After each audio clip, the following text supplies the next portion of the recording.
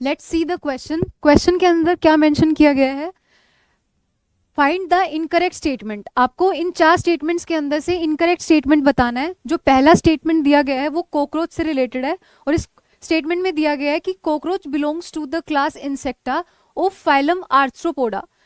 आपको अगर कॉकरोच का क्लासिफिकेशन आता है तो ये फाइलम आर्थ्रोपोडा से बिलोंग करता है और फाइलम आर्थ्रोपोडा में डिफरेंट 3 क्लासेस होती है जिसके अंदर से एक क्लास होता है जिसका नाम होता है इंसेक्टा, उससे कॉकरोच बिलोंग करता है। तो ये स्टेटमेंट बिल्कुल सही है।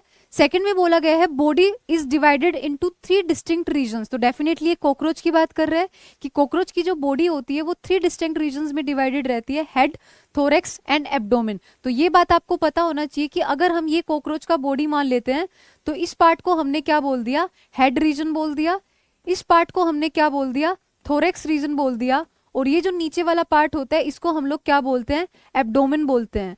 इस एब्डोमेन के अंदर 10 सेगमेंट्स प्रेजेंट रहते हैं, थोरेक्स में 3 सेगमेंट्स और हेड जो है वो एक सिंगल सेगमेंट का बना होता है। तो इस वजह से हमारा ये स्टेटमेंट भी सही है। नेक्स्ट में पूछा गया है ट्रायंगुलर हेड। जो कॉकरोच का हेड होता है वो ट्रायंगुलर होता है, lies anterior at the acute angle. आपको दिया गया है acute angle to the longitudinal body axis in Periplaneta americana, जो कि कॉकरोच का साइंटिफिक नेम है। आपको ये बोला गया है कि जो इसका हेड होता है वो अक्यूट एंगल पे प्रेजेंट रहता है। एक्चुअल में ये अक्यूट एंगल पे नहीं होता, acute angle is less than 90 degree, लेकिन एक्चुअल में ये 90 डिग्री पे प्रेजेंट रहता है। अगर हम बात करते हैं ये कॉकरोच का बॉडी है तो कॉकरोच के बॉडी के 90 डिग्री के ऊपर इसका हेड जो है वो प्रेजेंट रहता है, ना कि अक्यूट एंगल पे प्रेजेंट रहता है। ये जो एंगल रहेगा बॉडी और हेड के बीच में ये 90 डिग्रीज का होता है, ना कि लेस देन 90 डिग्रीज का होता है। इस वजह से हमारा ये स्टेटमेंट गलत हो जाता है।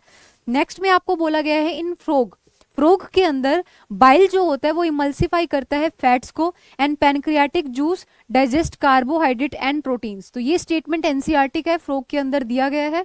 और इसमें क्या बोला गया है कि जो फ्रॉग होता है वो उस फ्रॉग के अंदर जो बाइल होता है वो इमल्सिफाई करता है फैट को, जबकि जो पैनक्रियाटिक जूस पे प्रेजेंट एंजाइम्स होते हैं वो कार्बोहाइड्रेट को और प्रोटीन को डाइजेस्ट करने में हेल्प करते हैं। तो ये स्टेटमेंट सही है। आपको क्वेश्चन में पूछा गया है इनकरेक्ट स्टेटमेंट, तो हमारा थर्ड ऑप्शन जो है वो इनकरेक्ट चला जाता है, बिकॉज कॉकरोच का हेड जो होता है वो अक्यूट एंगल पे प्रेजेंट ना होके 90 डिग्री एंगल पे प्रेजेंट रहता है।